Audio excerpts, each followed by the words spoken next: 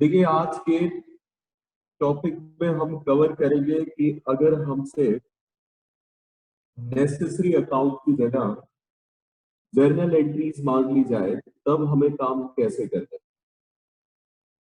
लिखिए जरा 4 point.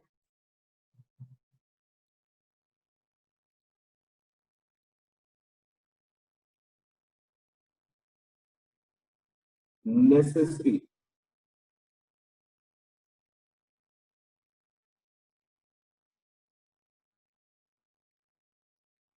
Journal entries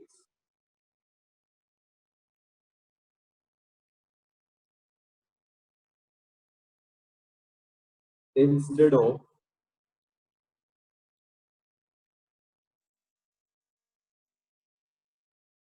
necessary account. अभी तक हमने जितने भी क्वेश्चंस किए उसमें हमने नेसेसरी अकाउंट्स बनाने सीखे, लेकिन आज हम सीखेंगे कि अगर क्वेश्चन ने हमसे नेसेसरी जर्नल एंट्री डिमांड किए तो किस तरीके से किया जाए। बेटे, इसे हम कुछ स्टेप्स में करेंगे, आप लिखते हुए चलिएगा। स्टेप 1, सबसे पहले स्टेप में आप पास करेंगे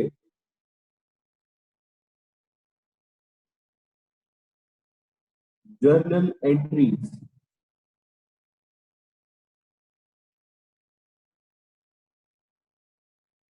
फॉर ट्रांसफर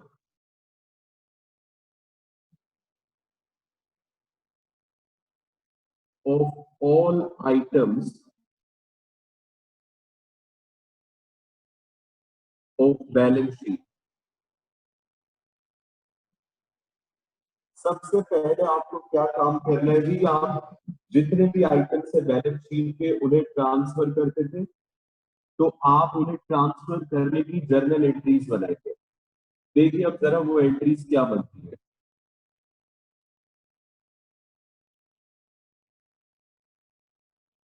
देखो बेटे जी, एसेट साइड की अगर हम बात करें तो यहाँ पे 3 तरह के एसेट्स आते हैं। सबसे पहले कैश और बैंक की बात करते हैं।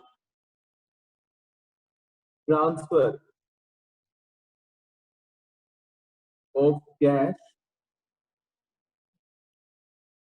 और bank balance.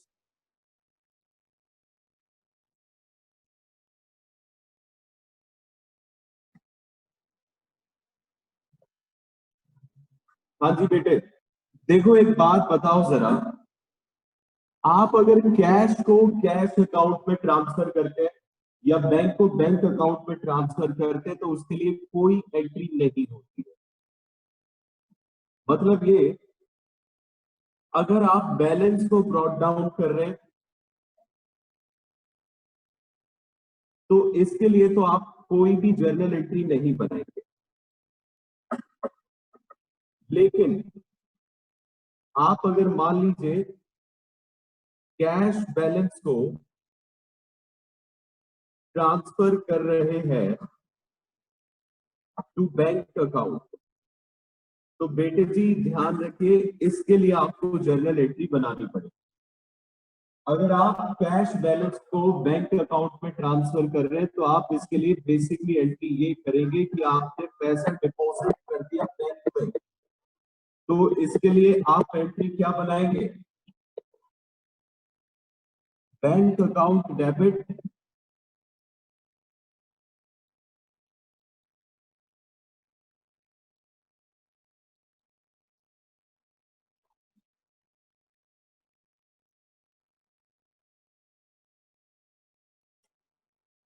To cash account.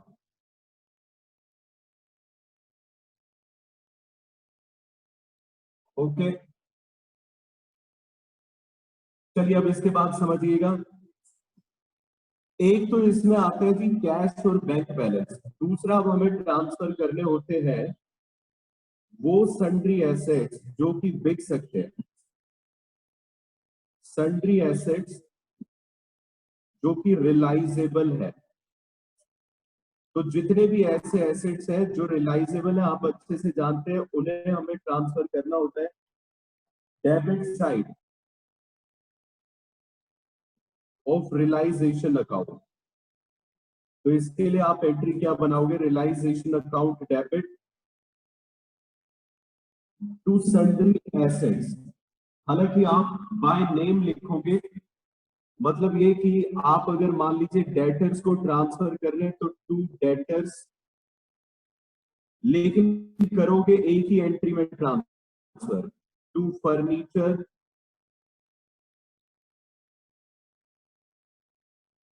और इसके अलावा मान लीजिए गुडविल है तो वो भी आप जानते हैं रियलाइजेशन में आता है। इन्वेस्टमेंट, जो भी एसेट है आप उसे उसके नाम से यहां दिखाओगे, मतलब यहां पे ये फंडा नहीं चल सकता है कि आप रियलाइजेशन टू सैलरी एसेट्स लिखें, ये नहीं चलेगा जी, आपको उसका नाम यूज करना ही पड़ेगा। ये सारी वैल्यू वो होती है जो इनकी बैलेंस शीट में गिवन होती है, मतलब बुक वैल्यू पे ट्रांसफर होता है, आप अच्छे से जानते हो। लो बेटे, ये हमारे सैलरी एसेट्स ट्रांसफर हो गए।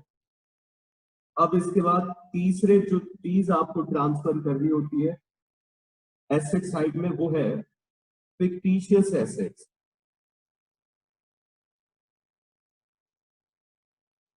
फिक्टिशियस एसेट्स का मतलब है advertisement, suspense, PNL account etcetera.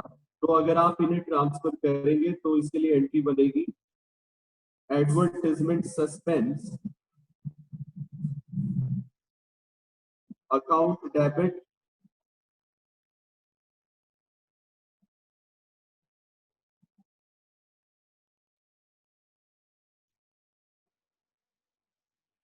Advertisement suspense account debit PNL account debit. Oh sorry sorry sorry sorry sorry बेटे, कैपिटल अकाउंट डेबिट होगा और ये क्रेडिट होंगे।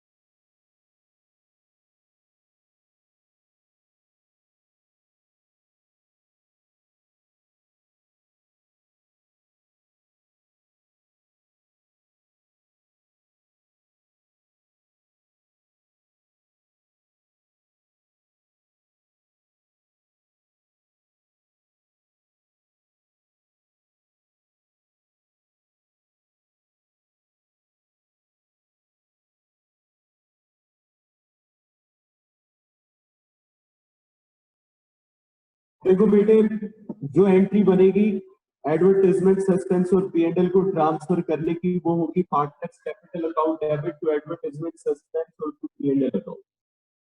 एसेट साइड हमारी हो गई थी यहाँ पे वैकेंट। अब इसके बाद आ जाइए पॉइंट नंबर 4। अब लाइबिलिटी साइड। देखिए, अगर हम लाइबिलिटी साइड की बात करें तो यहाँ पे चार किस्म की लाइबिलिटीज आती है, चार तरह की चीजें आती है। एक आता है जी एक्सटर्नल लाइबिलिटी।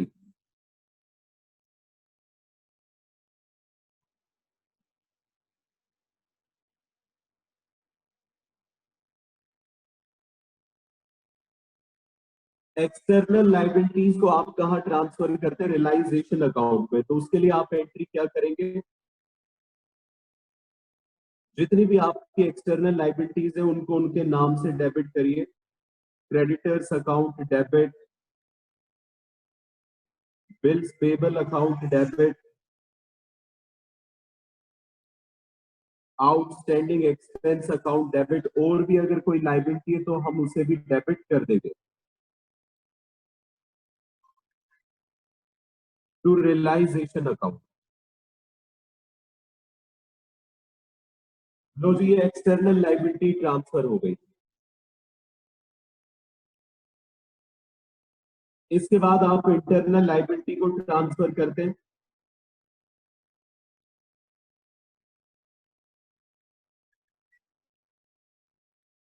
तो इंटरनल लायबिलिटी के लिए बेटे जी कोई एंट्री नहीं होती है, क्योंकि इसमें बैलेंस ब्रॉट डाउन होता है, तो उसके लिए आप कोई एंट्री पास नहीं करते।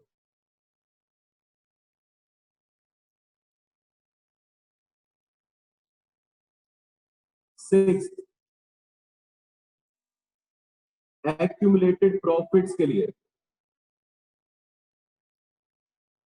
अगर हमें एक्यूमुलेटेड प्रॉफिट्स को ट्रांसफर करना है तो इसके लिए जर्नल एंट्री होती है।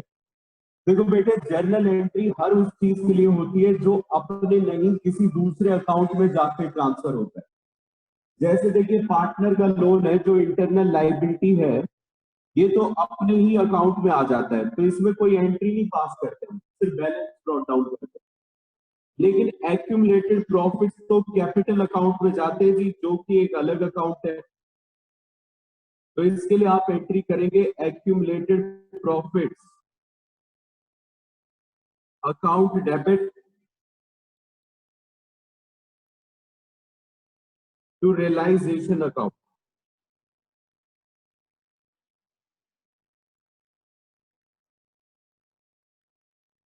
और एक और चीज बच गई अब, कैपिटल अकाउंट।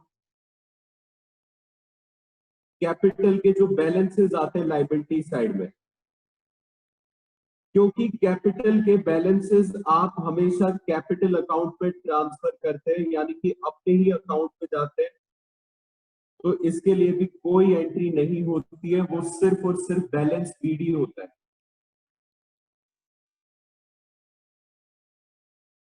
देखो बेटे, बात समझ लो ध्यान से, बैलेंस शीट खाली करने के क्या हिसाब किताब है। तीन तरह के एसेट्स होते हैं जी। कैश और बैंक बैलेंस के लिए कोई एंट्री नहीं है। रिलाइजेबल एसेट्स आपके रियलाइजेशन के डेबिट में जाएंगे। फिक्टिशियस एसेट आपके कैपिटल अकाउंट के डेबिट में जाएंगे, ये ध्यान रखिएगा। लाइबिलिटीज में चार चीजें होती है। एक्सटर्नल लाइबिलिटी के लिए एंट्री होती है, इंटरनल के लिए कोई एंट्री नहीं होती। एक्यूमुलेटेड प्रॉफिट्स को कैपिटल में ट्रांसफर करने की एंट्री होती है, जबकि कैपिटल के बैलेंसेस को बैलेंस ब्रॉट डाउन करने के लिए कोई एंट्री नहीं होती है। ओके, तो ये तरीका रहेगा कि पहले स्टेप में बैलेंस शीट को खाली करने का। अब आ जाइए स्टेप 2 पर, लिखिए।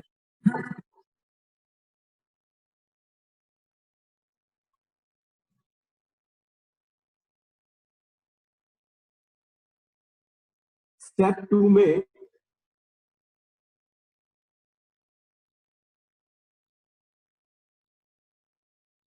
आप जर्नल एंट्रीज बनाएंगे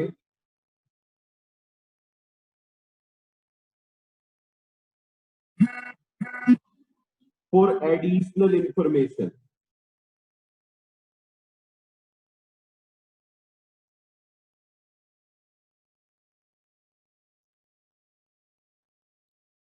मतलब बैलेंस शीट खाली करने के बाद अब हम एडिशनल इंफॉर्मेशन पर आएंगे और उसके हिसाब से जर्नल एंट्री बनाएंगे। इसमें ध्यान रखिएगा, नोट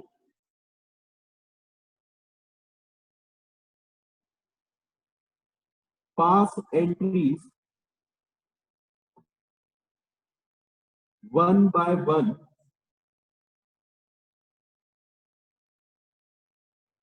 फॉर ईच ट्रांजेक्शन। जितनी भी आपको ट्रांजेक्शन्स गिवन है, आप उसके लिए एक एक करके एंट्रीज पास कीजिएगा। Considering,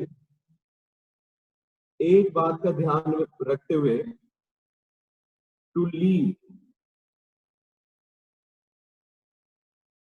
few lines for bank account entries.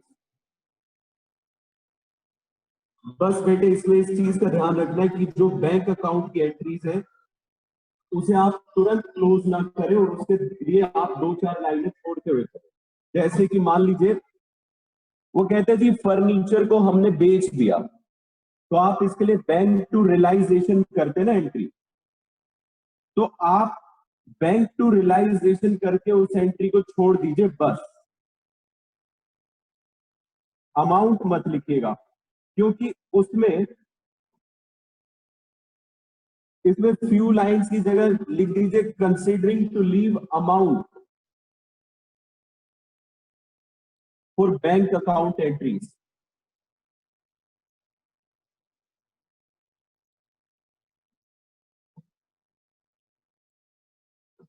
क्योंकि बैंक में बेटे एक से ज्यादा अक्सर आ जाते हैं, इस वजह से मैं आपसे ये कह रहा हूं कि आप बैंक में ये बात का ध्यान रखेंगे कि आप कुछ अमाउंट के लिए स्पेस छोड़ते हुए चले, मतलब अमाउंट आप डायरेक्टली ना। अब देखिए किस किस तरीके से एडिशनल इंफॉर्मेशन में एंट्रीज आती है।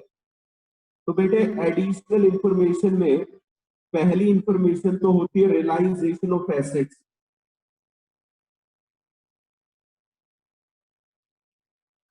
हमने एसेट्स को किस तरीके से रियलाइज किया। अब एसेट्स के रियलाइजेशन के तीन तरीके हैं।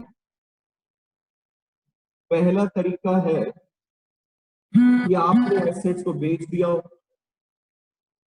Cell of assets. तो इसके लिए आप एंट्री क्या करते हो, बैंक डेबिट टू रियलाइजेशन। मैं इसी एंट्री की बात कर रहा था कि अब आप जैसे ये एंट्री करते हैं तो आप टोटल अमाउंट अभी ना लिखें, क्योंकि ये एक साथ सारे एसेट्स बिकने का टोटल अमाउंट यहां आ जाएगा।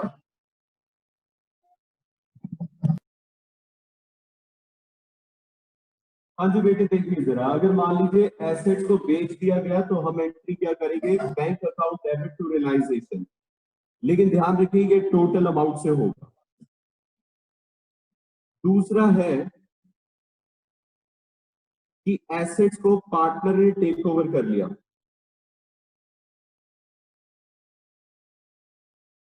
तो यहां पे एंट्री होगी partners capital account debit to realisation.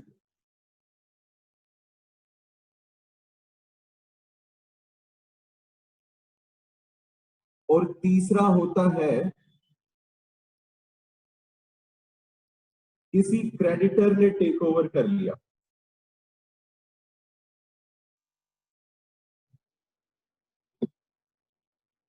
अगर क्रेडिटर ने टेक ओवर कर लिया तो आप अच्छे से जानते हैं कि इसके लिए कोई भी एंट्री पास हमें नहीं करनी होती है। ओके, लो बेटे जी ये हो गया हमारा रियलाइजेशन ऑफ एसेट्स। इसके बाद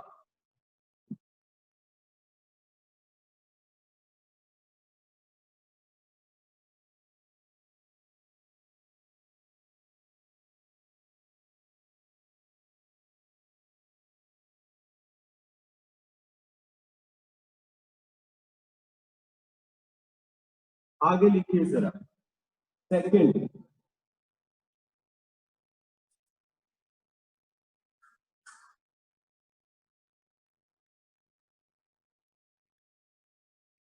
सेटलमेंट ऑफ लाइबिलिटीज।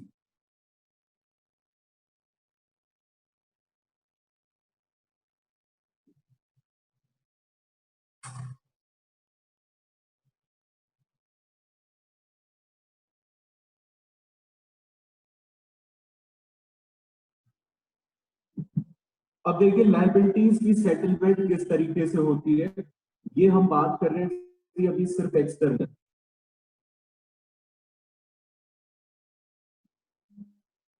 तीन तरीके से सेटलमेंट हो सकती है, एक मिनट दीजिएगा बस।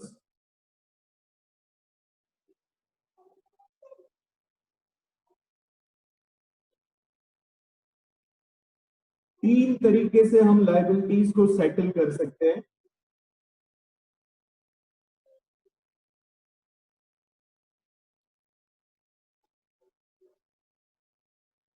पहला है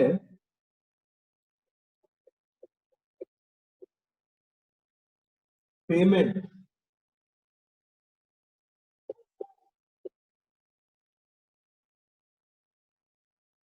देखिए जी अगर आप लाइबिलिटी की पेमेंट करते तो इसके लिए एंट्री होती है realisation account debit to bank account. लेकिन ये ध्यान रखिए कि हम सारी लाइबिलिटीज जितनी भी पे कर रहे हैं उसका टोटल यहां लिखेंगे। आप ये वाली एंट्री रिपीट नहीं करेंगे। बी, अगर कोई पार्टनर टेक ओवर कर ले लाइबिलिटी को, आप ध्यान से देखते हुए चलिएगा, मैंने सिर्फ बैंक में ही टोटल लिखने को कहा है, एसेट्स में भी और लाइबिलिटीज में भी। लेकिन मान लो बेटे एक पार्टनर चार चार लाइबिलिटी को टेक ओवर कर रहा है, तो अलग अलग एंट्री कीजिएगा। पार्टनर्स कैपिटल हालांकि कंबाइन भी हो सकती है, ऐसी कोई दिक्कत वाली बात नहीं है, लेकिन पार्टनर कैपिटल में इतनी ज्यादा एंट्रीज आती नहीं है। टू रियलाइजेशन अकाउंट, और अगर मान लीजिए कि किसी क्रेडिटर ने एसेट ले लिया, तो आप अच्छे से जानते थे इसके लिए कोई भी एंट्री नहीं होगी, no entry. Point number 3, external liability की सेटलमेंट के बाद आप इंटरनल लाइबिलिटी को सेटल करेंगे।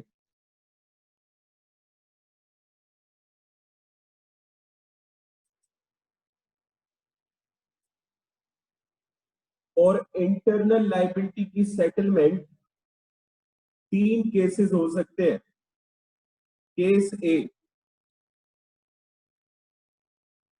जितने का पार्टनर लोन था आपने पेमेंट उतनी ही की, equal amount paid for partners loan. जितने का लोन था जी आपने उतनी ही पेमेंट की, तो यहां पे एंट्री बनेगी partners loan account debit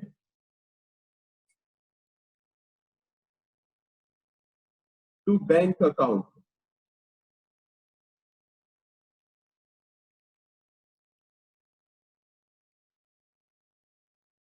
case B, अगर आपने एक्सेस अमाउंट पे किया,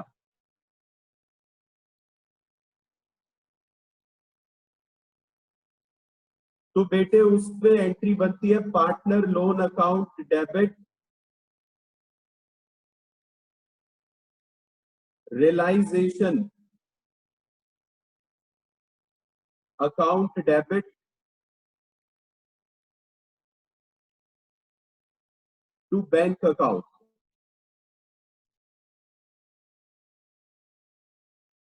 और अगर मान लीजिए जितना पार्टनर लोन है आपने उससे कम पेमेंट की, लेस अमाउंट पेड,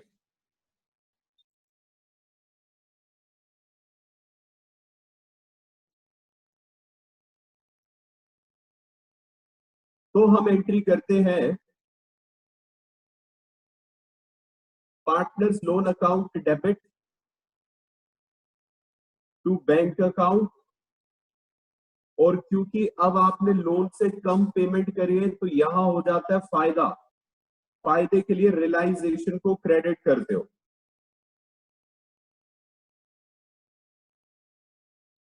ओके, जैसे ही इंटरनल लाइबिलिटी को सेटल करने की एंट्री हो जाए, ठीक इसके बाद ध्यान रखिएगा स्टेप 2 में सीक्वेंस ध्यान रखिएगा। सबसे पहले स्टेप 2 में मैंने कहा एसेट्स को रियलाइज करो। मतलब देखिए ये क्या है, कोई आपको ये ऐसा नहीं है ये एज इट इज फॉलो करना है। बस आपको एक बात ध्यान रखनी है, जैसे आपको एडजस्टमेंट्स आए आप वन बाय वन उसी हिसाब से करते हुए चले। भाई ये ज्यादा से ज्यादा इतनी एंट्रीज हो सकती है सेटलमेंट ऑफ लाइबिलिटीज की, एसेट्स को रियलाइज करने के ज्यादा से ज्यादा ये 3 तरीके हो सकते हैं। इंटरनल लाइबिलिटीज के रेफरेंस में इतनी ही एंट्री हो सकती है। लेकिन एक बात का ध्यान रखिएगा कि आप हमेशा प्रॉफिट और लॉस रियलाइजेशन का कैलकुलेट करेंगे आफ्टर इंटरनल लायबिलिटी। बाकी आप कैसे भी ऊपर नीचे एंट्री करिए, कोई दिक्कत नहीं है। इसके बाद लिखिए calculation of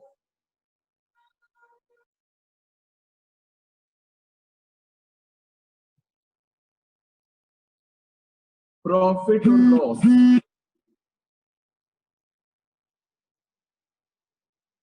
on realisation. Realisation पे प्रॉफिट और लॉस कैलकुलेट करेंगे, लेकिन एक बात का ध्यान रखते हुए इसमें नोट डाल दीजिए, मस्ट बी कैलकुलेटेड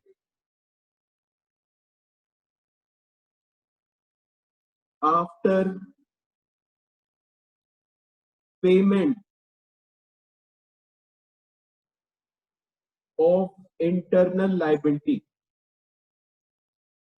वो इस वजह से क्योंकि कई बार इंटरनल लायबिलिटी की पेमेंट करते वक्त रियलाइजेशन डेबिट या क्रेडिट हो सकता है। तो अगर मान लीजिए कि इसमें प्रॉफिट आया,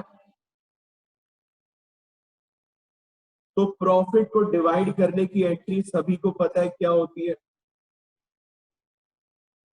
रियलाइजेशन अकाउंट डेबिट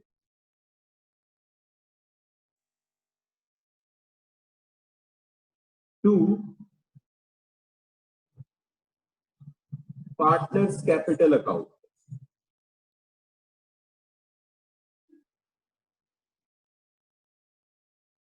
पार्टनर्स में आप ओल्ड रेशियो में डिवाइड कर देते हैं।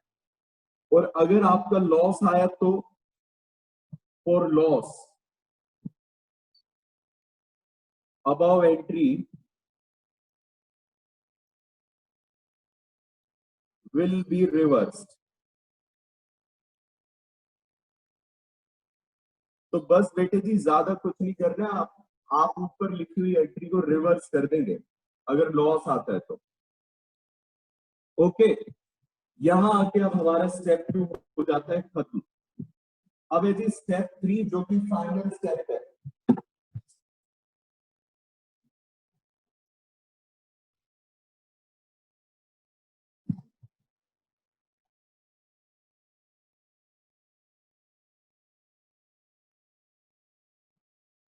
स्टेप 3,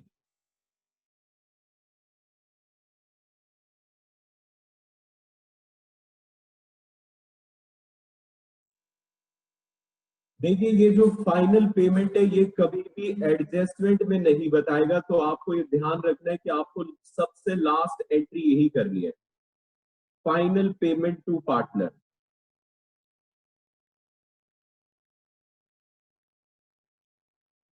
इसमें भी एक नोट लिखिए, it will be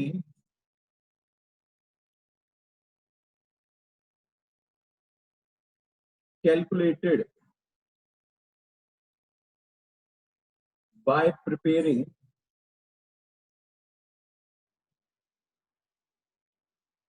rough capital account.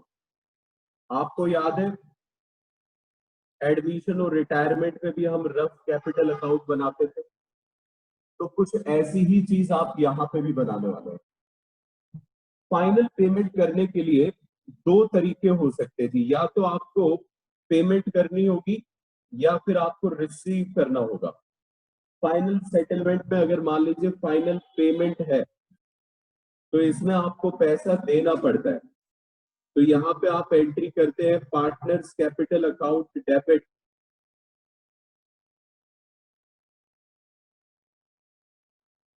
To bank account.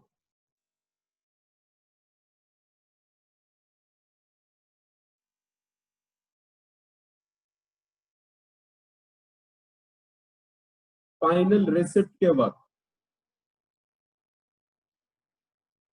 आप एंट्री करते हैं बैंक अकाउंट डेबिट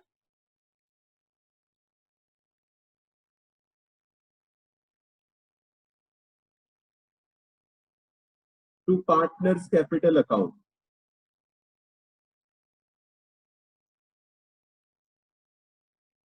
बस ये लास्ट एंट्री होगी आपकी। देखो जी, 3 स्टेप में हमें जर्नल एंट्रीज करनी है, जरा ध्यान से वो स्टेप अपने दिमाग में बिठा लीजिए। सबसे पहले तो हम जितने भी एसेट्स और लाइबिलिटीज के बैलेंसेस है वो ट्रांसफर करेंगे, ध्यान में रखते हुए कि तीन एसेट्स होते हैं और 4 तरह के लाइबिलिटीज के आइटम होते हैं।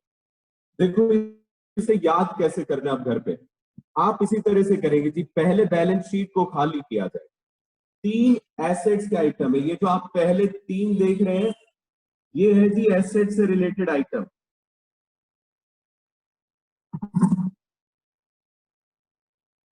ये 3 एसेट से रिलेटेड आइटम है। उसके बाद अगले 4 लाइबिलिटीज से रिलेटेड आइटम है। मतलब बैलेंस शीट में हमें कुल मिला के 7 तरह के आइटम से डील करना पड़ता है, लेकिन सभी की जर्नल एंट्रीज नहीं होती है। जैसे एसेट की बात करें तो कैश के लिए कोई एंट्री नहीं है, लेकिन अगर मैं कैश को बैंक में ट्रांसफर करूंगा तो एंट्री है। सन्ड्री एसेट्स को रियलाइजेशन में डालने की एंट्री होती है कि रियलाइजेशन डेबिट हो जाता है और एसेट्स क्रेडिट हो जाते हैं बुक वैल्यू पे। फिक्टिशियस एसेट्स को हमें कैपिटल में भेजना होता है तो कैपिटल में ट्रांसफर करने की एंट्री होती है partners capital account debit to fictitious assets.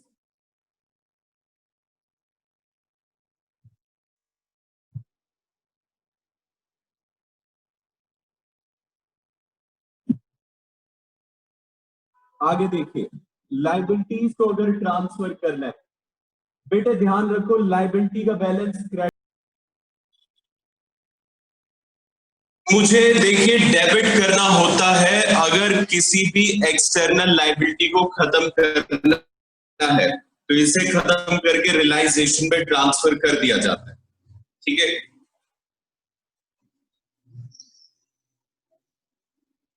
Internal liability को ट्रांसफर करने की कोई एंट्री नहीं है।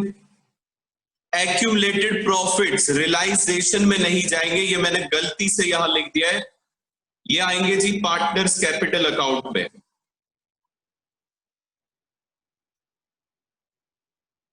और कैपिटल के बैलेंसेस ब्रॉट डाउन हो जाते हैं तो इसके लिए कोई एंट्री नहीं है जी। तो देखा जाए तो बैलेंस शीट के 7 में से 3 आइटम के लिए तो कोई एंट्री है ही नहीं। 2 लाइबिलिटीज के आइटम, कैपिटल और इंटरनल लाइबिलिटी, और एक कैश का बैलेंस। या सिंपल इस तरीके से याद रखिए, जिस चीज का हम अकाउंट बना रहे हैं उसके लिए कोई जर्नल एंट्री पास नहीं करेंगे ट्रांसफर करने की। फिर जब आप एडिशनल इंफॉर्मेशन की एंट्रीज करेंगे तो आप एक एक करके हर एक ट्रांजैक्शन के लिए एंट्री बनाएंगे। अगर एसेट्स को रियलाइज करने की बात आती है तो वो बिक सकते हैं, बिकने की एंट्री बैंक टू रियलाइजेशन, और अगर पार्टनर टेक ओवर करता है तो partner to realisation. Creditor take over करता है तो कोई जर्नल एंट्री नहीं है। लाइबिलिटीज की सेटलमेंट के लिए रियलाइजेशन टू बैंक अगर पेमेंट है,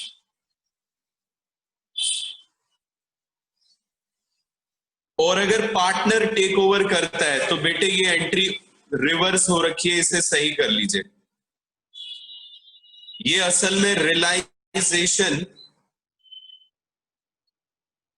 account debit to partners capital account आता है। ठीक है, और एसेट्स के लिए कोई भी एंट्री नहीं है जी। फिर इसके बाद इंटरनल लाइबिलिटीज के लिए अगर बात करें सेटलमेंट, तो अगर आपने इक्वल अमाउंट पे किया तो partner loan to bank.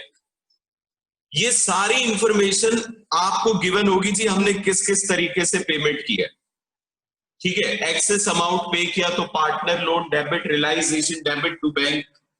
Less pay किया तो रियलाइजेशन क्रेडिट हो जाएगा। लेकिन देखिए प्रॉफिट और लॉस की कैलकुलेशन की कोई भी आपको इंफॉर्मेशन गिवन नहीं होगी, तो ये आपको याद रखना है कि ये खुद से कैलकुलेट करना है। आप एक बार ये सारी एंट्रीज कर दें, आप ट्रांसफर की भी कर चुके हो, इसके अलावा आप एंट्रीज एडजस्टमेंट की भी कर चुके हो। उसके बाद ध्यान रखिए कि आप realisation to partners capital account profit की एंट्री करें, और अगर लॉस हुआ है तो पार्टनर कैपिटल टू रियलाइजेशन करें।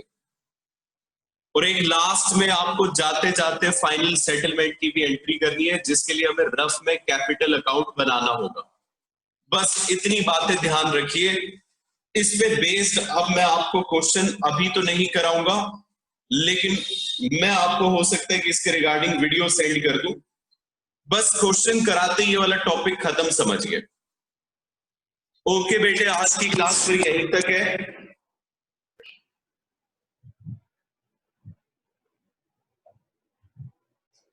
हाँ बेटे, कल हमने जो टॉपिक स्टार्ट किया था उसका नाम था नेसेसरी जर्नल एंट्रीज प्रिपरेशन। देखिए, अभी तक के जितने भी हमने क्वेश्चंस किए उसमें हम नेसेसरी अकाउंट बना रहे थे, लेकिन अब मैं उन क्वेश्चंस की बात कर रहा हूं जहां पे अकाउंट ने आपसे जर्नल एंट्री मांगी जाए। अकाउंट बनाना तो हमें आ गया, लेकिन जर्नल एंट्री अब कैसे आए, इसके लिए कल हमने यहाँ एक तरीका सीखा था कि किस तरीके से जर्नल एंट्रीज याद रखेंगे। मैंने आपको बताया था कि बच्चों, मैं आपको ये सारी जर्नल एंट्रीज पहले ही लिखवा चुका हूं, और कल जब आपने जर्नल एंट्रीज देखी होगी तो आपको भी समझ आया होगा कि हाँ, ये सारी चीजें तो लिख तो चुके हैं हम पहले, लेकिन फिर भी क्योंकि हमारी मेमोरी में ये बना रहे, इस वजह से मैंने यहाँ पे स्टेप बाय स्टेप आपको बताया कि आप किस तरीके से जर्नल एंट्रीज को रिकॉर्ड करें। पहला स्टेप मैंने बताया जी, आप सारी बैलेंस शीट को खाली कर डालो। बैलेंस शीट में दो साइड होती है साहब, एक एसेट्स और एक लायबिलिटी। तो पहले तो मैंने आपको बताया कि एसेट से रिलेटेड बेटे तीन आइटम्स होते हैं। ये तीन आइटम्स आप किस तरह से ट्रांसफर करते हो और उसकी क्या जर्नल एंट्री बनती है। अगर मान लीजिए कैश और बैंक बैलेंस गिवन है तो बेटे इसके लिए कोई जर्नल एंट्री नहीं है, लेकिन मान लो दोनों गिवन है, कैश भी और बैंक भी, तो हम बैंक अकाउंट बनाएंगे और ये दिखा देंगे कि कैश जो हमारे पास था वो बैंक में ट्रांसफर हो गया, यानी कि बैंक में जमा हो गया। इसके लिए एक एंट्री आपको करनी पड़ जाएगी, bank account debit to cash. ये हो गई जी ट्रांसफर की, कैश और बैंक बैलेंस को लेके। अब उसके बाद सन्ड्री एसेट्स की अगर बात करें कि सन्ड्री एसेट्स जो कि वो एसेट्स है जो रियलाइजेबल है, जो बिक सकते हैं, तो ये सारे के सारे ट्रांसफर होते हैं जी कहां पे, रियलाइजेशन अकाउंट में। रियलाइजेशन अकाउंट में ट्रांसफर करने के लिए एंट्री होती है रियलाइजेशन अकाउंट डेबिट टू जो भी सन्ड्री एसेट्स है, यानी कि debtor, furniture, goodwill, investment, what ever it. उसके बाद फिक्टिशियस एसेट्स की बात हुई तो फिक्टिशियस एसेट्स ट्रांसफर होते हैं जी कैपिटल अकाउंट में, और वो भी पार्टनर के डेबिट साइड में कैपिटल अकाउंट के। तो इसके लिए एंट्री क्या बनती है, पार्टनर का कैपिटल अकाउंट डेबिट हो जाता है, और दो ही फिक्टिशियस एसेट हो सकते हैं, एक एडवर्टाइजमेंट सस्पेंस और दूसरा है P&L। बस जी, तो ये भी ट्रांसफर हो जाते हैं। तीन एसेट्स इस तरीके से ट्रांसफर हो जाते हैं। बेटे याद करने की कोशिश करो, तीन चीजें हैं एसेट्स में जो ट्रांसफर करनी है। Cash no entry, sundry assets realisation के डेबिट में, बाकी बाकी फिक्टिशियस एसेट बचे पार्टनर कैपिटल के डेबिट में। ये ध्यान रखिएगा कि आप जब भी ट्रांसफर करें एसेट साइड को, तो जिसे ट्रांसफर कर रहे हो वो क्रेडिट हो और जहां ट्रांसफर कर रहे हो वो डेबिट हो। बस ये मंत्र याद रखिए, एसेट साइड हुई खत्म। फिर हमने बात की लाइबिलिटी साइड को ट्रांसफर करने की। तो मेरे प्यारे प्यारे बच्चों, लाइबिलिटीज में मैंने आपको बताया कि चार तरह की लाइबिलिटीज होती है बेटे। कितने? चार तरह की ट्रांसफर करते हो, मतलब यहाँ पे 4 आइटम्स होते हैं। पहला आइटम एक्सटर्नल लाइबिलिटी, रियलाइजेशन में जाएगा, क्योंकि लाइबिलिटी का बैलेंस है क्रेडिट और खत्म करने के लिए करना पड़ेगा डेबिट, तो लाइबिलिटी को कर डालो डेबिट, लाइबिलिटीज डेबिट हो जाएगी और रियलाइजेशन क्रेडिट हो जाएगा। बस ये हो गया। उसके बाद इंटरनल लाइबिलिटी के लिए अगर हम बात करें तो बेटे जी, इंटरनल लाइबिलिटी होती है पार्टनर का लोन, वो पार्टनर के ही लोन अकाउंट में जाता है, तो बैलेंस ब्रॉट डाउन होता है, उसके लिए कोई जर्नल एंट्री नहीं है यहाँ, क्योंकि हमें अकाउंट नहीं बनाना, तो बैलेंस भी ब्रॉट डाउन करके नहीं दिखाना, कभी अकाउंट बनाने लग जाओ। इसका मतलब ये है कि इसे इग्नोर कर दो ट्रांसफर करते वक्त, जर्नल एंट्री के वक्त। एक्यूमुलेटेड प्रॉफिट्स कहां थे, कैपिटल अकाउंट के क्रेडिट साइड तो एंट्री क्या बनेगी, एक्यूमुलेटेड प्रॉफिट्स अपने नाम से डेबिट होंगे। Reserve, general reserve, reserve fund, contingency reserve, workman compensation reserve, ये सारे डेबिट, और ट्रांसफर होंगे कहां पर, पार्टनर के कैपिटल अकाउंट में ऑन क्रेडिट साइड। लो बेटे जी, ये भी हमने कर लिया था। अब उसके बाद फिर मैंने आपको बताया कि आखिरी आइटम जो आ जाता है वो है कैपिटल। कैपिटल क्योंकि कैपिटल अकाउंट में ब्रॉट डाउन होती है तो इसके लिए कोई एंट्री नहीं है। कुल मिला के बैलेंस शीट में है 7 आइटम। हाँ 7, ठीक सुना बेटे, बिल्कुल 7 में से 3 आइटम के लिए कोई जर्नल एंट्री नहीं है। वो 3 आइटम याद कर लो, कैश क्योंकि इसका अपन अकाउंट बना रहे हैं, पार्टनर लोन क्योंकि इसका भी अकाउंट बना रहे हैं, और तीसरा कैपिटल, इसका भी अकाउंट बन रहा है। मतलब जिसका अकाउंट बन रहा है ना, आप उसके लिए कोई भी जर्नल एंट्री ट्रांसफर की नहीं बनाते। बस इतनी सी बात है, ट्रांसफर करने का किस्सा खत्म। उसके बाद दूसरे स्टेप में मैंने आपको बताया कि आप एडिशनल इंफॉर्मेशन के लिए एक एक करके जैसे एडिशनल इंफॉर्मेशन आए बस एंट्री बनाते जाइए। वो या तो रियलाइजेशन ऑफ एसेट से रिलेटेड होगी, ये 3 तरीके से एसेट्स को रियलाइज किया जा सकता है, बेचा जा सकता है, पार्टनर ले जा सकता है, क्रेडिटर ले जा सकता है। बेचते हो तो बैंक टू रियलाइजेशन, और यहाँ मैंने आपको बताया था कि टोटल अमाउंट से कीजिएगा, मतलब जितने भी एसेट्स बिके उन सबका टोटल करके बैंक टू रियलाइजेशन करिएगा। पार्टनर ले जाता है तो पार्टनर टू रियलाइजेशन, ये अलग अलग कर सकते हैं, कोई प्रॉब्लम नहीं है। फिर क्रेडिटर ले जाता है, सबको पता है क्रेडिटर ले गया तो रियलाइजेशन टू रियलाइजेशन होता है और वो एंट्री पास नहीं करनी होती। सेटलमेंट ऑफ लाइबिलिटीज के बारे में अगर बात करें तो बेटे जी सेटलमेंट ऑफ लाइबिलिटीज भी 3 तरीके से होती है। पेमेंट अगर करते हैं तो अब यहाँ पे पेमेंट करते वक्त वैसे तो क्रेडिटर टू बैंक होना चाहिए, लेकिन क्रेडिटर का नाम बदल के रियलाइजेशन हो गया तो रियलाइजेशन टू बैंक। अगर पार्टनर टेक ओवर कर ले तो बेटा realisation debit to partner capital, bank की जगह बस क्या आ जाएगा, पार्टनर का कैपिटल। लाइबिलिटी तो वैसे ही सेटल हो रही है, और अगर कोई एसेट टेक ओवर कर ले लाइबिलिटी के बदले में, अगेन नो एंट्री। ये करने के बाद इंटरनल लाइबिलिटी की सेटलमेंट भी आपको दी हो सकती है एडजस्टमेंट में। तो वो आप कैसे करेंगे, पार्टनर लोन टू बैंक अगर इक्वल पे किया, ज्यादा पे किया तो रियलाइजेशन डेबिट, कम पे किया तो रियलाइजेशन क्रेडिट। फिर मैंने आपको बताया था बेटे ध्यान रखना, पहले क्या करना है ट्रांसफर, फिर क्या करना है एडिशनल इंफॉर्मेशन की एंट्री, उसके बाद फिर पता है क्या करना, प्रॉफिट और लॉस रियलाइजेशन का कैलकुलेट करना। अगर प्रॉफिट आया तो realisation debit to all partner capital account, सभी पार्टनर के कैपिटल अकाउंट में आएगा क्रेडिट साइड, और अगर लॉस आया तो partner capital account debit to realisation, ये एंट्रीज हो जाएगी। फिर लास्ट में मैंने आपको बताया था आखिरी स्टेप ये होता है कि आप एक रफ कैपिटल अकाउंट बनाएंगे और उससे आप क्या करेंगे, पार्टनर के कैपिटल की पेमेंट करके दिखा देंगे, बस हो गया बेटे जी खत्म। अब जल्दी से आप क्वेश्चन नंबर निकाल लीजिए 16, आप सभी की बुक में गिवन है 16 जिसमें जर्नल एंट्री डिमांड की गई है। हम वो वाला क्वेश्चन अभी करेंगे जी।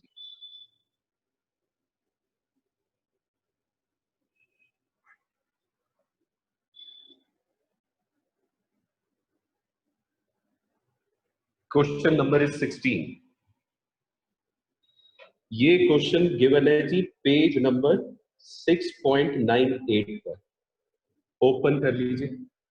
देखो मेरे बेटे, इस क्वेश्चन में हमें सारी जर्नल एंट्रीज ही बनानी है। वैसे तो जर्नल एंट्रीज जब भी बनती है तो फॉर्मेट के साथ ही बनती है, तो क्यों ना हम भी प्रैक्टिस करते वक्त उसी तरीके से प्रैक्टिस करें जैसे हमें एग्जाम में करना है।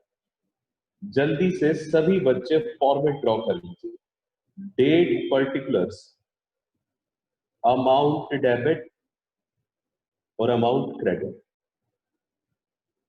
लो बेटे जी फॉर्मेट बना लो फटाफट।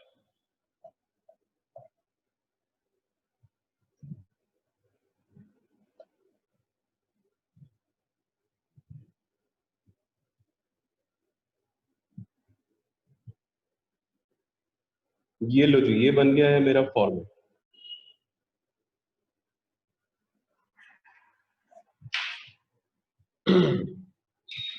यहां पे हेडिंग में लिख देंगे जर्नल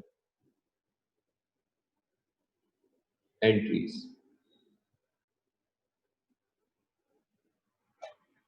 चलिए अब जरा देखिएगा 16th क्वेश्चन। वर्मा और शर्मा दो पार्टनर है। ये रहा जी क्वेश्चन, मैं आपके सामने रख देता हूं। वर्मा और शर्मा दो पार्टनर है और इनके बीच में रेशियो बताई गई है 3:1। 31 मार्च 2018 को इनकी बैलेंस शीट गिवन है जी। 31 मार्च 2018 की ये बैलेंस शीट है। कुछ भी चेक नहीं करना बेटे। उसके बाद बताया गया है कि फर्म डिसॉल्व हुई है 1 अप्रैल 2018। जर्नल एंट्रीज करते हो इस डेट का बड़ा ध्यान रखिएगा, क्योंकि सारी की सारी जर्नल एंट्रीज अब इसी डेट पे होंगी। और कहते हैं जी एसेट्स और लायबिलिटीज को ऐसे सेटल किया गया 5 एडजस्टमेंट से। लो बेटे जी जल्दी से जर्नल एंट्री बनाते हैं, बड़ा ही आसान और पिद्दू क्वेश्चन है। मतलब ये इतना लड्डू है कि आप इसे मुंह में रखेंगे और ये खुद ही खुद पिघलना शुरू कर देगा।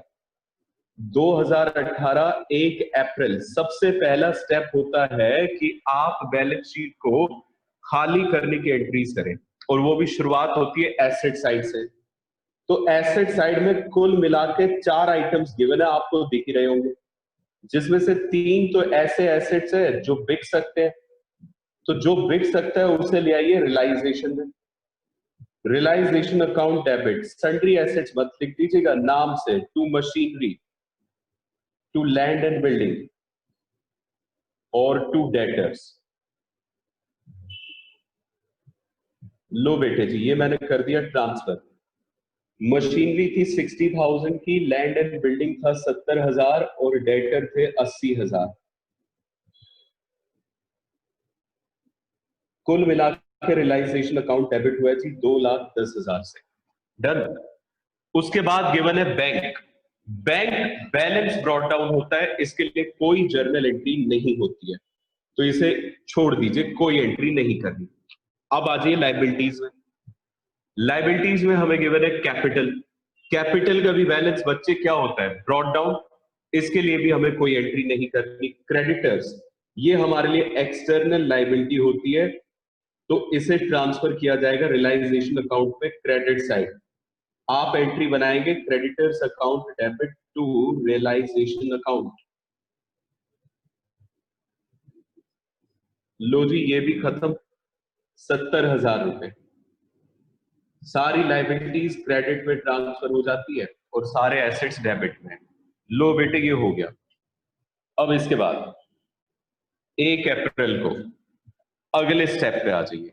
एक एक करके जितनी भी उसने बताई है एडिशनल इंफॉर्मेशन में ट्रांजैक्शन, उनकी एंट्री बनाइए। सबसे पहली ट्रांजैक्शन देखिए, कहते हैं जी creditor of 50,000 took over land and building in full settlement of their claim. कहते हैं साहब 50,000 के क्रेडिटर्स हमारे लैंड एंड बिल्डिंग ले गए और उनका फुल सेटलमेंट हो गया। मतलब कितने का सेटलमेंट हो गया, 50,000 का सेटलमेंट हो गया बच्चे। 50,000 के क्रेडिटर ने क्या करा है जी, 70,000 के लैंड एंड बिल्डिंग ले लिए। ले लेने तो मतलब ये लैंड एंड बिल्डिंग की एग्रीड वैल्यू क्या मानी गई है, हाँ वो 70 का, मानी गई है 50। तो अपने 50,000 के क्रेडिटर्स निपट गए। क्रेडिटर अगर एसेट्स को टेक ओवर करे तो उसके लिए एंट्री होती ही नहीं, तो बेटे इसके लिए भी कोई एंट्री नहीं करनी है, ठीक है। सेकंड पे आ जाइए। मजे की बात, पहली ट्रांजैक्शन की कोई एंट्री नहीं है। बस एक बात ध्यान रखिएगा कि 70 में से 50,000 के क्रेडिटर सेटल हुए, क्योंकि क्रेडिटर का अमाउंट भी 70,000 गिवन है, तो 50,000 के सेटल हो गए। फिर कहते हैं जी remaining creditors were paid in cash. तो मेरे बच्चों अगर आपने क्रेडिटर्स को पेमेंट की है कैश में, तो इसके लिए एंट्री बनती है realisation account debit to bank account. अब मेरी बात सुनिएगा ध्यान से, अमाउंट अभी मत लिखिएगा। 20,000 के क्रेडिटर्स थे, हमने उसको कैश दे दिया, तो वो 20,000 तो आएगा आएगा। एक और बात सुनिए, इसके अलावा देखिए जरा बची हुई बाकी 3 एडजस्टमेंट में कहीं पैसा जा रहा है क्या। तो आप पाएंगे एडजस्टमेंट नंबर 5 में रियलाइजेशन एक्सपेंस हुए 1,700, क्योंकि रियलाइजेशन एक्सपेंस भी पेमेंट होती है और ये लॉस होता है, तो इसके लिए भी एंट्री क्या बनती है, realisation account debit to bank. और मैंने आपसे कहा था कि बैंक वाली कोई भी एंट्री होगी वो बेटे टोटल में करना। तो इसका मतलब टोटल पेमेंट अपन पता है कितनी करने वाले हैं, 21,700। फिफ्थ एडजस्टमेंट भी मैंने इसी में कर दी है, इस बात को ध्यान से समझिएगा।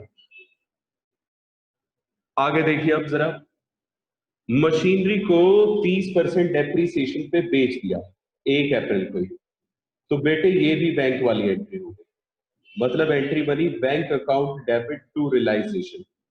हमने मशीनरी को अगर 30% डेप्रीसिएशन पे बेचा, मशीनरी की वैल्यू थी 60,000, 30% का डेप्रीसिएशन 18,000 रुपए का डेप्रीसिएशन लगा, तो वो बिकी कितने में, 42,000, 42,000। डन। अच्छा जी, 42,000 में तो मशीनरी बिक गई। फोर्थ में कह रहा है जी debtor were collected at a cost of 500। कहते हैं जी जो डेटर है वो हमने कलेक्ट तो कर लिए, लेकिन जानते हैं हमारा खर्चा कितना हो गया, 500। तो इसका मतलब हमें डेटर से नेट पैसा पता है बेटे कितना मिला, 80 में से 500 घटा दो, 79,500। 79,500 के डेटर्स चले गए और 42,000 रुपए की मशीनरी चली गई। तो इसका मतलब ये हुआ कि 1,21,500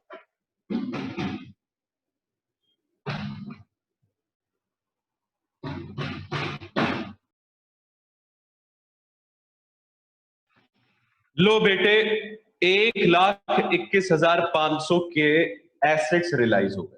ठीक है जी, क्या अब तक मैंने सारी एडजस्टमेंट की एंट्रीज कर दी है या नहीं?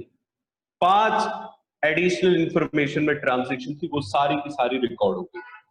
जैसे ही आप ट्रांसफर कर दें, एडिशनल इंफॉर्मेशन को रिकॉर्ड कर दें, तो उसके बाद बेटे आपको देखना होता है कि प्रॉफिट हुआ या लॉस हुआ रियलाइजेशन पे।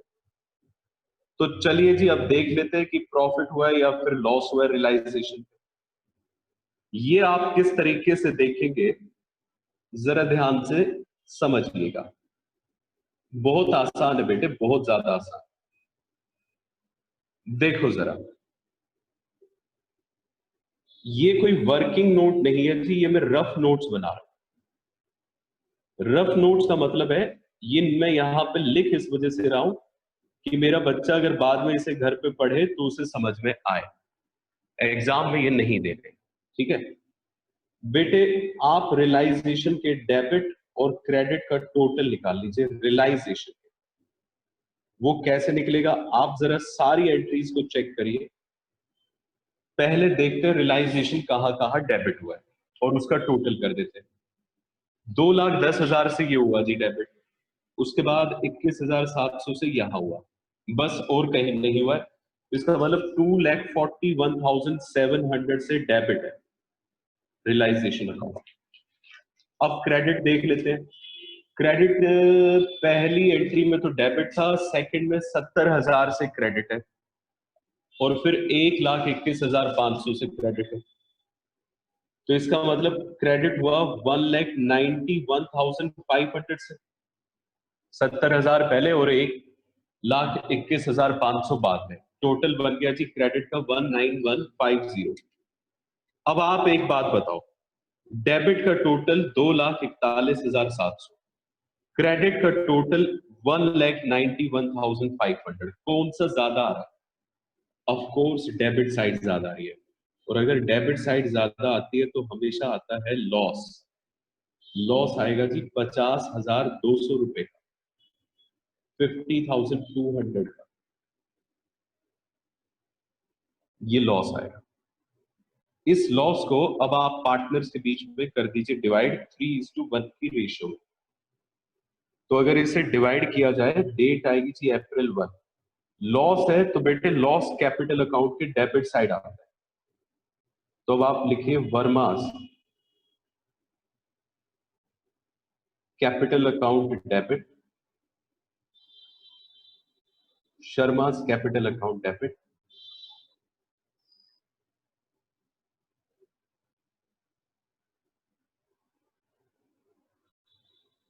To realisation account. देखिए लॉस को हम हमेशा क्रेडिट साइड में दिखाते हैं रियलाइजेशन अकाउंट के, इसी वजह से मैंने रियलाइजेशन को क्रेडिट किया जी। 50,200 अगर इसे डिवाइड किया जाए 3:1 की रेशियो में तो ये बनता है 10,050 और 30,150, 30,150।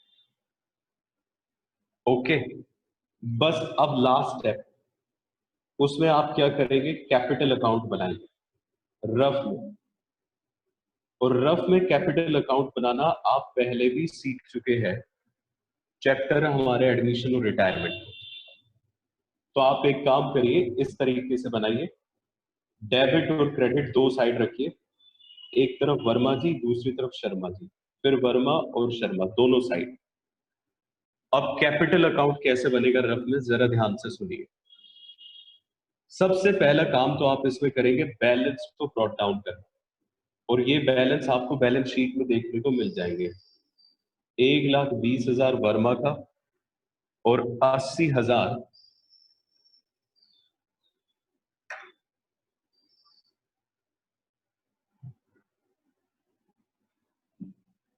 80,000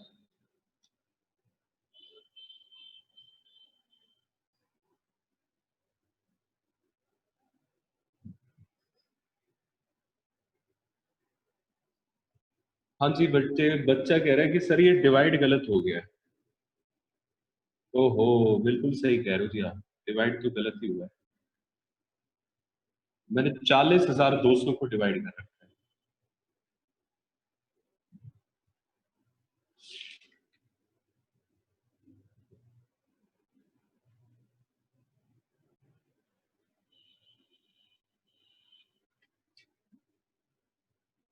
बेटे ये सही है, असल में पता है क्या, देखो मेरी बात सुनो,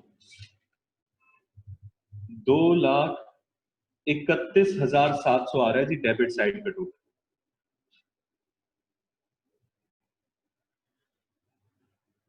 तो ये 40,200 बनता है।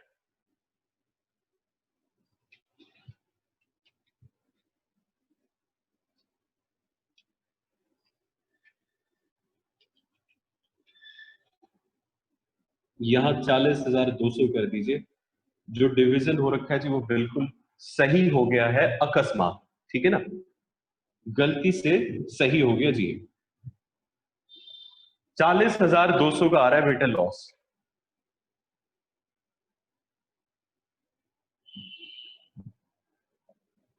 40,200 के हिसाब से डिवीजन बिल्कुल ठीक है। चलिए अब देखिए कैपिटल अकाउंट कैसे बनेगा। बेटे बहुत ही ज्यादा आसान है कैपिटल अकाउंट बनाना। सबसे पहले तो वर्मा जी और शर्मा जी के बैलेंसेस को क्रेडिट साइड में लिख दो, बस। इसके बाद जर्नल एंट्रीज पे आ जाओ, जहां जहां कैपिटल अकाउंट यूज हुआ है बस उसे लिखते हुए चलो। अगर कैपिटल अकाउंट डेबिट हुआ है तो अमाउंट डेबिट पे, और अगर कैपिटल अकाउंट क्रेडिट हुआ है तो अमाउंट क्रेडिट में, अपने आप आपके आंसर आ जाएंगे। पहली 4 एंट्री में कहीं पे भी कैपिटल अकाउंट नहीं है, तो ये वाली एंट्री आएगी। उसके बाद लॉस को हमने डिवाइड किया था जी, ये वाली एंट्री आएगी। 10,050 और 30,150। बस बेटे जी अब आप क्या करोगे, क्रेडिट में से डेबिट का टोटल करो तो आपको पता चल जाएगा कि आपको फाइनल पेमेंट कितनी करनी है। 1,20,000 में से अगर आप सब्ट्रैक्ट करते हो 10,050,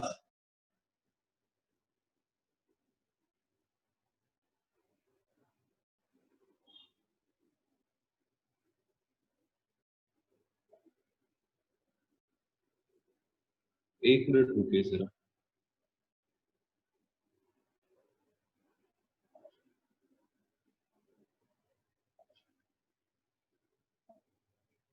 ये बेटे से कुछ गड़बड़ सी नहीं लग रही है लॉस्ट डिवीजन में। 10,050 वर्मा, वर्मा जी की कैपिटल है 1,20।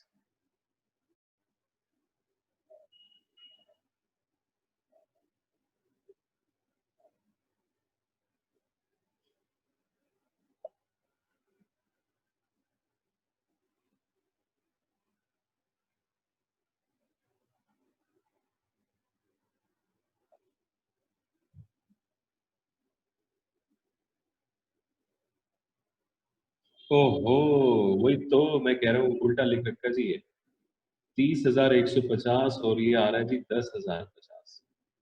1:3 थोड़ी ना है।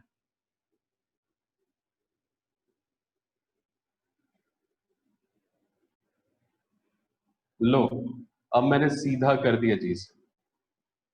अब माइनस करिए, तो 89,850 ये तो आएगा जी जो पेमेंट हुई वर्मा को, और फिर आएगा 69,950 जो हमने शर्मा जी को पे किया। बस इसके लिए अब फाइनल पेमेंट की एक एंट्री है और ये क्वेश्चन खत्म। वर्मा's कैपिटल अकाउंट डेबिट और इसके अलावा शर्मा's कैपिटल अकाउंट डेबिट।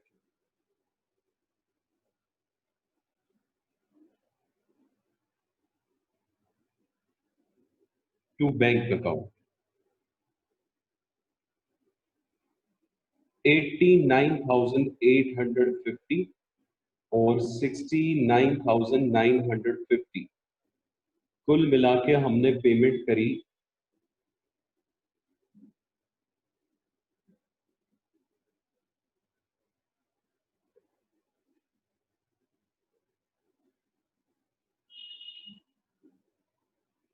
1,59,800।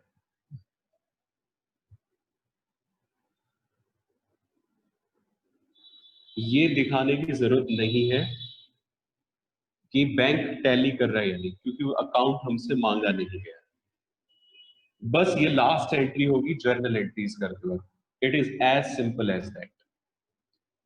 सच्चाई अगर बताई जाए तो सच्चाई ये है कि ये ज्यादा आसान क्वेश्चन है कंपैरेटिवली अकाउंट के, बहुत जल्दी हो जाता है क्वेश्चन। आप देखिए ना, ये कितनी एंट्रीज हुई है जी, 4 ये और 2 ये, 6 एंट्रीज में पूरा क्वेश्चन निपट गया। और अगर एग्जाम में आया होता तो ये पूरे 6 मार्क्स का क्वेश्चन होता। लेकिन ये ध्यान रखिए कि ये रफ नोट्स आपको एग्जाम में नहीं शो करने, ठीक है। मैं आपको 2 क्वेश्चंस घर से करने के लिए दे रहा हूं, जल्दी से लिखिए। क्वेश्चन नंबर 15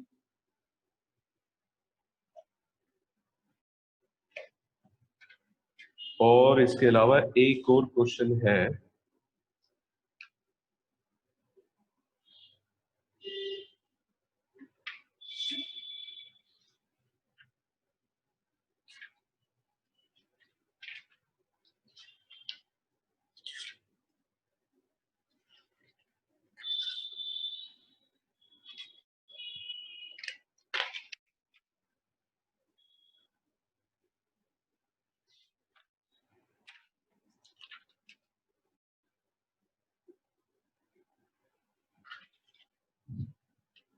क्वेश्चन नंबर है जी 28 का बी पार्ट। 28 के बी पार्ट में ध्यान रखिएगा, जर्नल एंट्रीज भी डिमांड की गई है और नेसेसरी अकाउंट भी। आप सिर्फ जर्नल एंट्रीज बनाएंगे। Okay, that's it. आज की क्लास यहीं तक। Thank you very very much. आप बस ये क्वेश्चंस मुझे फॉरवर्ड कर दीजिएगा होमवर्क में, ठीक है जी। नेक्स्ट क्लास में अपने टॉपिक को आगे बढ़ाते हैं। Okay, bye.